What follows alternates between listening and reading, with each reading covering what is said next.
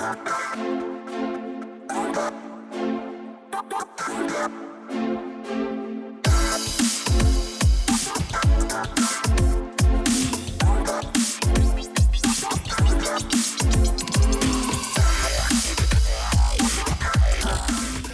what's going on, everybody? Welcome to another episode of Your Intention Matters, the podcast. Thank you very much for joining me on this episode. My name, of course, is still Paul Madad, and today I have Stephen Clarke. He is Senior Manager of Business Development, coming to us from LearnUpon. Are you in Dublin, Stephen? In Dublin, Ireland. All right. So across the pond from me, how are things today, man? Nice to meet you. Yeah, very good, Paul. Nice to meet you too. And thanks so much for having me on your show. I appreciate it. I'm looking forward to getting into it. But before we do that, do me a favor, say hi to everybody, provide a quick intro, and then we'll jump into your journey. Absolutely, yeah. So hi, everybody.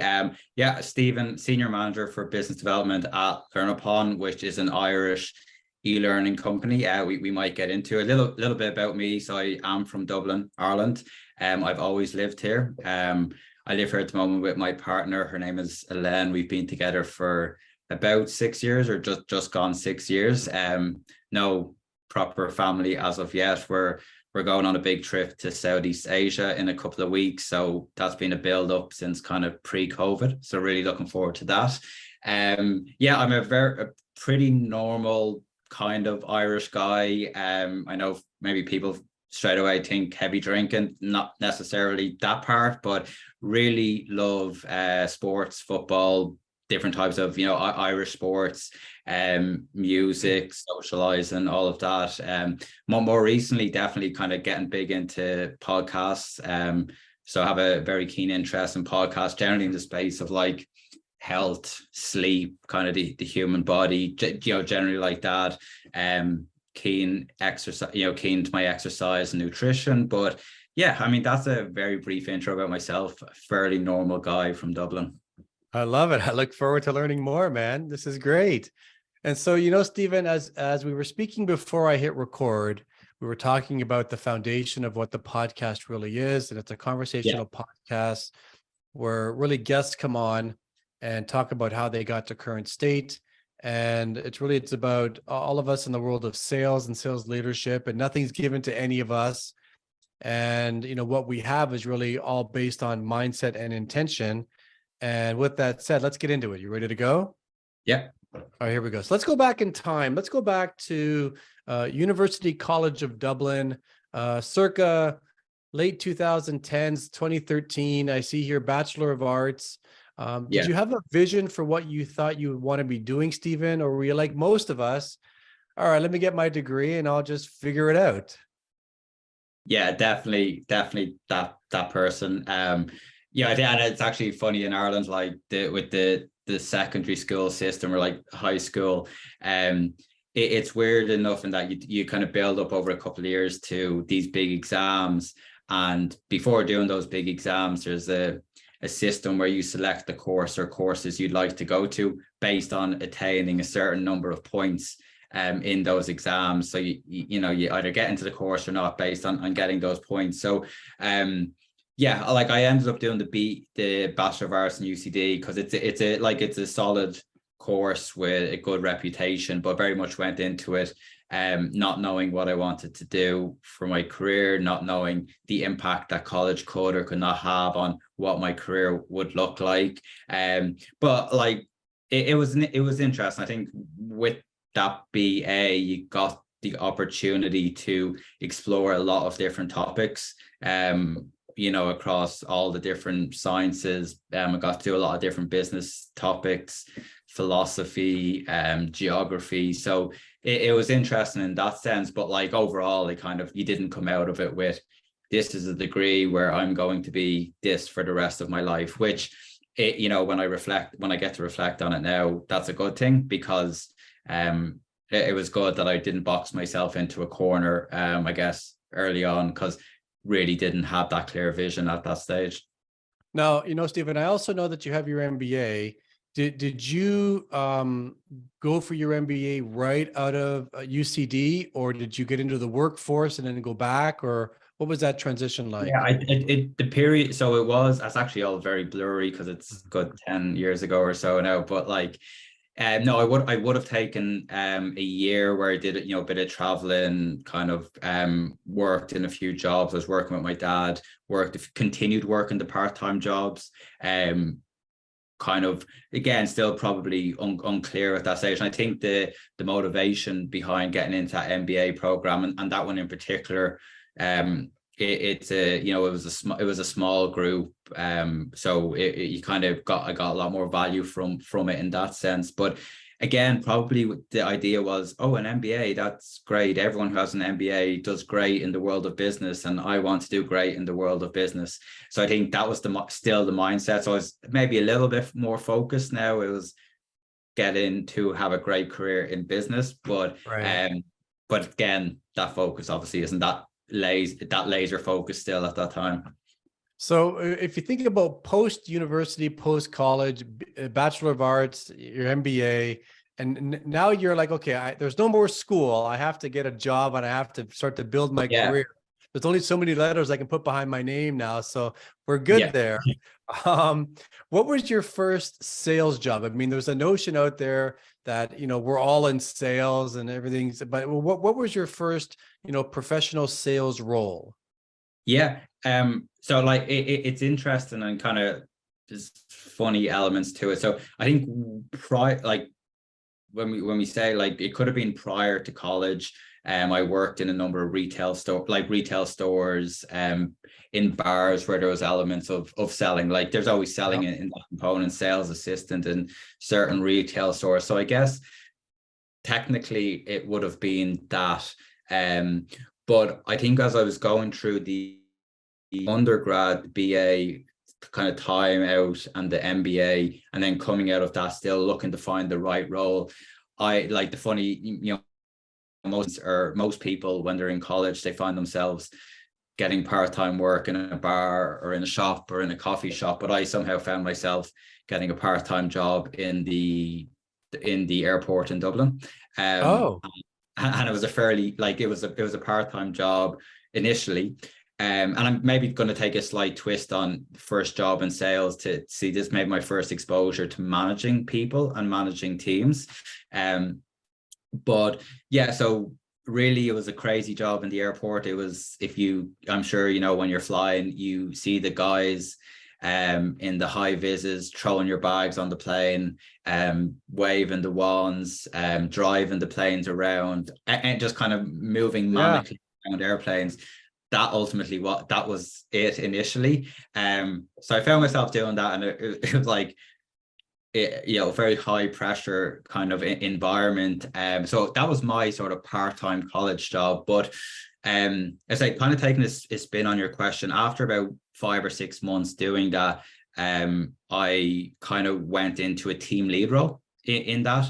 And what that meant was I would have been responsible for those procedures or those operations around the airplane. So instead of being the guy who was told, can you put the bags on or can you push it out to the runway, I was kind of organized the team who would do which tasks, work with the pilots and you know, gotta forget the dispatchers, the different people in organizing the process to get the plane in safely, to get it back out again safely. So yeah, I ended up doing that. But like, and that was my first real exposure to managing people, managing process, having that responsibility. And I was good at that and I enjoyed that.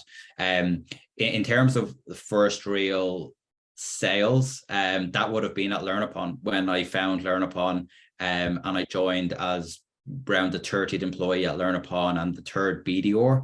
And that kind of going in at that BDR role in LearnUpon really was my first, you know, formal, you know, sales job, I guess, to actually answer your question. And so how many years were you in the aviation industry? I mean, you think about the baggage handler, moving the planes around into leadership, and how many years were you in that industry? Yeah, I think overall it probably spanned just over 2 years between my college courses, all very much part-time. And when I finished the MBA, you know, there was definitely so when I finished the MBA, there was definitely options for me there to just jump into a corporate job. just jump into any corporate 9 to 5 job, but I didn't have conviction for it. So I kind of waited for the right moment. I waited for the right job. And that probably led me to staying in the aviation piece longer than I wanted to, but ultimately 10 years later, I can reflect on it and say it was the right thing to do. Because when I moved into the corporate role at Ryanair, I very quickly, in the space of 8 months, learned this is absolutely not what I want to do for the rest of my life. So corporate job, very rigid, very process driven, layers and layers and layers, having to be in a office at a set given time, no opportunity to be creative or to build process or to bring something new to the table. Everything is set in stone. I think in the span of that 8 months, I learned, right, that's not for me. And that would be a big period in terms of how my career has gone since then. I'm curious about something, because you talk about your tenure, let's call it your final year or so in that, and then you realize, okay, this isn't for me pretty quickly. Yet you were still there for, 3/4 of a year. How quickly did you realize this wasn't for me?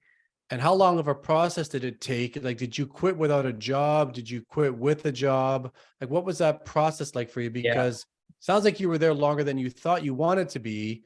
So I'm curious about your transition. Yeah, absolutely. So I think the transition from going to Ryanair and the job I had in Ryanair it was moving from being in the airport to this big fancy corporate office out in a nice part of Dublin with 4 stories, and there's a slide in the reception, and there's free coffee, and there's fun games, and there's bright colors. So I thought, this is it. This is the next logical step in the aviation space. This is the industry I found myself in.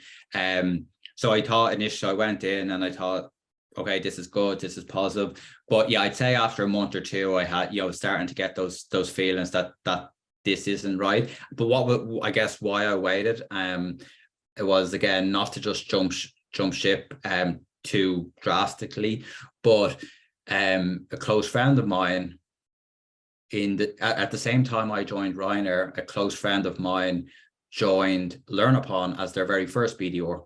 And over the span of those couple of months, maybe we were going out for some food or we were out for a few drinks, and I'd be talking about what's going on in my role, and he'd be talking to me about this amazing new startup called LearnUpon in Dublin, and there's only 20 of us, and it's kind of startup mode, and it's great, and it just intrigued me.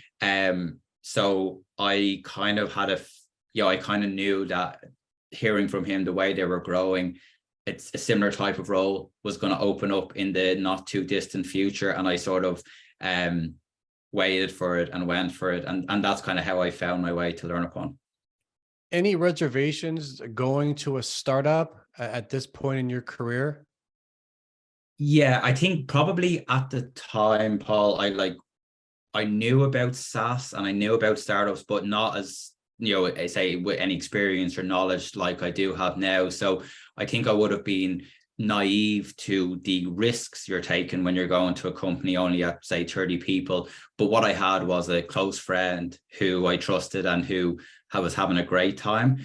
And then, I think there was those conversations. And then the moment I walked into the office the first day, and I met what was then my manager and Susan, who's our chief operating officer, and I spent an hour with them in the room, I was like hooked. It was like a drug. It was just, I was like, this is amazing. We were in an office that could fit about 80 people, but there was only 25 people there. It was go, go, go. And it was just, I think it was that any reservations were immediately gone. I was ready to take a risk, So, Stephen, with what I do for a living, I work with a lot of BDRs and a lot of inside sales teams. And I know that if there's any role out there that in a sales role that sometimes can get disrespected and has a perception of the BDR roles for rookies, it's a junior role and things like that. But when you went into that venture, were you an outbound BDR where you were hunting, or were you an inbound BDR where there were leads coming to you and then you were to follow up on those leads? What was your environment like, or both? Both. both. It was yeah, I'd say like very much a startup.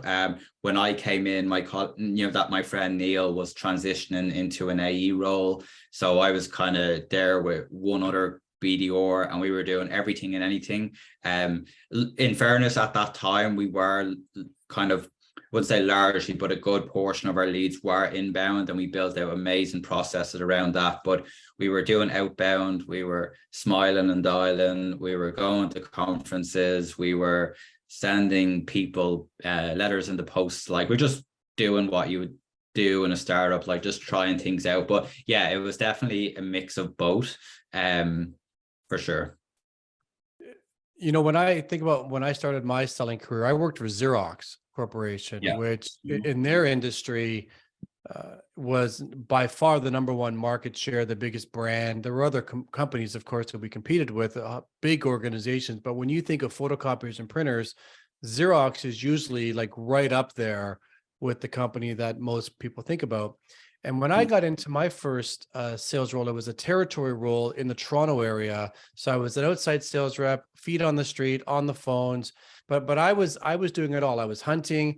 We had existing clients. I was responsible for closing my own deals, and so it was the whole from start to finish. And that first year, Stephen, man, did I struggle. I just could not figure it out. I must have mentally quit 5 or 6 times in the year. I was 100% commission. I was working really hard. I was in early, I was out late, and I just couldn't figure it out. And I was working for a brand that was known. Like, Yeah. it was very synonymous with what we do. So it wasn't like as if I had to say to anybody, well, here's what we do at Xerox. They already knew it. If anything, it was almost a negative sometimes because the brand was so strong. And so if you think about your, call it, first 12 months in that BDR, inbound lead role, outbound hunting role, did you enjoy it? Did you struggle? Did you take to it? What was that first 12 months like for you?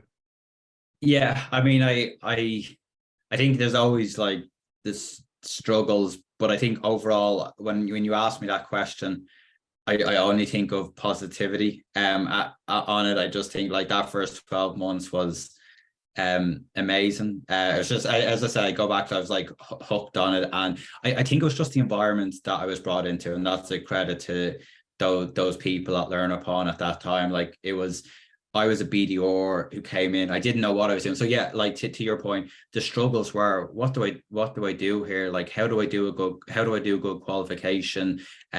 What's the best way to hand it over to the AE? How do I write emails? I never wrote an email before. How do I write an email to a prospect? How do I use LinkedIn?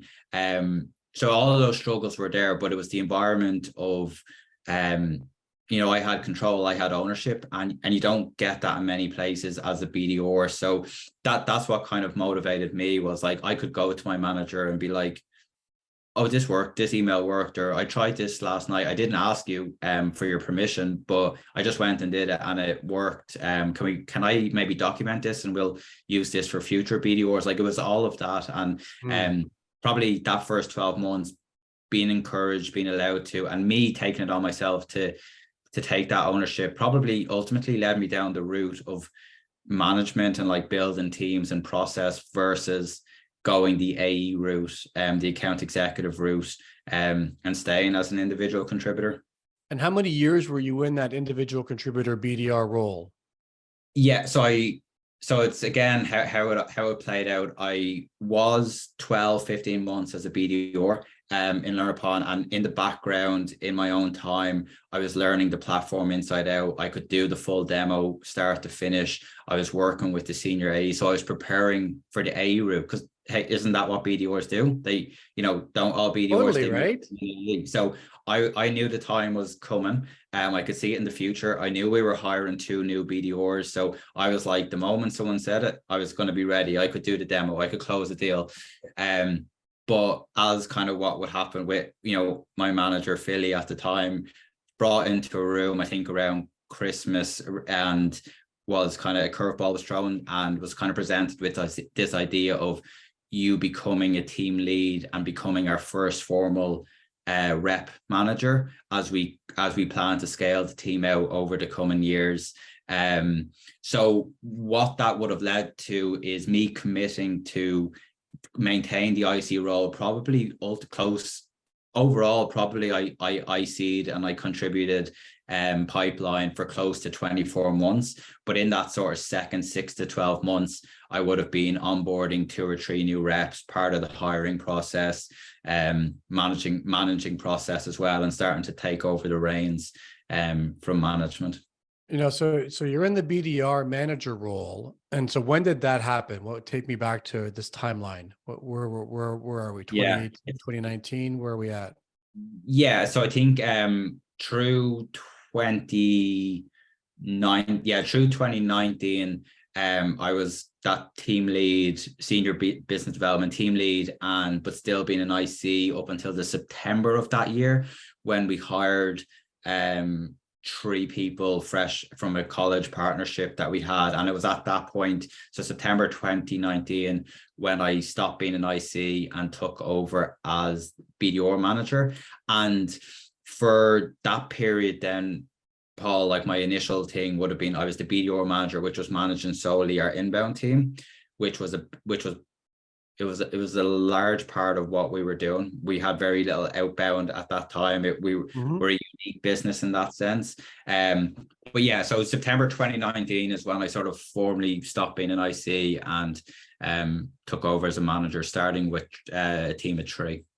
All right, so you move into the end of 2019. You're now in this new BDR manager role, managing the inbound team. Yeah. And then call it 6 months into your gig, so to speak, COVID hits. Yeah. And it takes over the world. We all go remote, where things are shutting down. Did other than the impact on your personal life and masks and kind of being aware of what's going on, did COVID impact a dry up of the inbound leads that LearnUpon was getting? And like, how did you manage being in this new role? You're still kind of new to the BDR manager role as well. And then all of a sudden you got to manage working remote and COVID and lockdowns. And like, how did that go for you? Yeah, like again, it was well, actually, what I would say is, because obviously that time was so crazy and negative for a lot of people. I think for me, I don't have too much to complain about, and for LearnUpon and for the team. But yeah, six months in, we were all sitting in the office working away, where like our local news channel on, and the Prime Minister was coming down the steps to make his big announcement of these lockdowns, and all of a sudden we're all going home. We definitely held a crisis meeting in our boardroom with like the BDR team, and me panicking and overthinking, right, how are we going to manage this? How are we going to manage the shifts? How will we be in constant contact with one another? Because up until that point, I was sitting beside the BDRs. It was, you're just saying it. So there definitely was panic, fear. How are we going to manage this? But I mean, within the space of a week or two, and it's a credit to the people, it's a credit to the BDRs and their standards. It was like, what were we so worried about? We were able to transition really well. I would argue that our culture is stronger than before. As we've built it out. In terms of like the impact on leads, the business, I wouldn't say we were impacted like other companies would have been impacted. We are a learning platform, where our platform allows our customers to deliver, manage, and track your training to your employees, customers, and partners. So when you think about it, all of a sudden, thousands and thousands, millions of companies worldwide were no longer able to deliver their training in the office or in the function room. So it actually was it actually benefited companies in the LMS or e-learning space. I wouldn't say we got drastically more leads, but I don't think we saw a drop off massively. And it was very much business as usual once we adjusted to everything. Yeah, Stephen, I certainly appreciate your position on that, and congrats on being able to navigate, some pretty choppy waters and a very transparent comment there. It's like, there was some panic going on, and how we're going to deal with this, because to your point, when you're used to being able to reach over to say, hey, can we come over here for a quick second? And all of a sudden now, we're on WebEx or we're on Zoom or we're on Teams calls. it's like, yeah, you can manage it, but it's not exactly the same. And then people are working from home. And so your company, have you gone back to the office, or have you adopted a hybrid or a remote environment now? We've adopted a hybrid environment, so we still have maintained our offices. Our offices are open, and we are encouraging people to come in. But yeah, it's kind of a 1 or 2 day a week in the office environment. And I'm happy with that, because I trust our team, trust first, and there's obviously so many benefits to working remotely. And we've proven over the 2 or 3 years that culture is stronger than ever. Process was not affected. Our results have continued to improve. So yeah, there's benefits to being in the office for sure, but I don't feel a stress or a need, we have to be back in 5 days a week, Right. Stephen, I appreciate you taking the time to share your story. It's pretty fascinating, where you go to university in your hometown, in your home country, and you get your B of A, and it's like, okay, I kind of need this. It's almost like the minimum today. It's not like 50 years ago where a university degree was something special. It's just, that's the bar. You kind of go, okay, well, what else? Let me get my MBA, but how do I tie this into business? You find your way into working at the airport, which is fascinating to me in itself. And you're kind of doing the planes and things like this, and et cetera. Then you realized, okay, so this is great. It's a paycheck. I'm living, I'm able to eat, but it's not for you. It's not what you want to do. You bet on yourself through a conversation with a buddy of yours, maybe over a pint and a wing or something. And you realize, okay, let's join this startup. And that to me is fascinating in itself, because there's a lot of risk there. I mean, there's more startups that don't make it than the ones that do, but you kind of bet on yourself. You trusted, your buddy, and you sounded like you started at like employee number single digits. It was pretty low in terms of your entry level in the company. How many years now later? 5, 6 years? It'll be 6 years on the 18th of this month. So 6 years later, career progression, you navigate unprecedented choppy waters through COVID in 2020, even into 2021.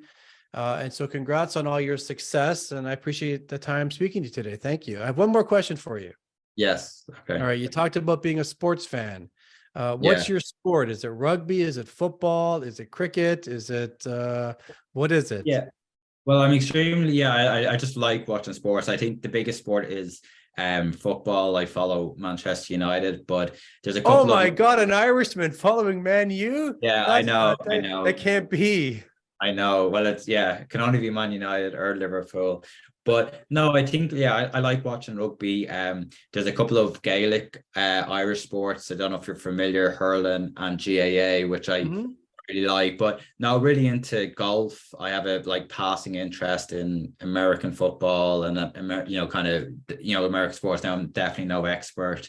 But yeah, very open-minded. But I'd say football. If you ask me to pick one, it's football that I watch or engage with the most. Amazing. Well, we are recording this on April the 5th. The Masters starts tomorrow. Yeah. Do you have a thought on who's going to take it? No, I don't. I think it's crazy. I think, and it's a big thing in Ireland. All my friends now, it's Masters week and kind of Thursday to Sunday. No, but I don't. I think in Ireland, there's always a lot of talk of McIlroy. But for me, I mean, I like him, but he always chokes. He might be in contention, but he'll probably choke on the Sunday. That's my take. Well, listen, we'll have to find out once this thing gets edited and uploaded next week or so. We'll find out if your prediction is true. And so, Stephen, thanks again for being here, man. It's been great to meet you. I appreciate it.